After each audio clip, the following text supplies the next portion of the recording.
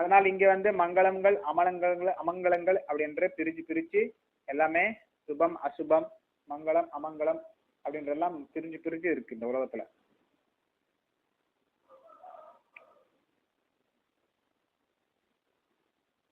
பௌதிக உலகத்தில் எல்லாமே அமங்கலம் என்று கருதப்படுகிறது. பகவான் கிருஷ்ணருக்கு சம்பந்தமில்லாத அனைத்தும் அமங்கலங்கள் என்று கருதப்படுகிறது.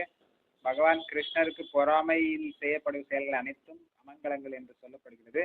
அதனால் இந்த உலகத்தில் அனைத்தும் அமங்கலங்கள் என்றே கருத வேண்டும். மங்களங்கள் அமங்கலங்கள் என்று இரண்டாக பிரிக்கப்படுகிறது. சோ மங்களங்கள் அமங்கலங்கள் என்பது அது மனக்கற்பனை என்று பிரபுபாத் சொல்றார்.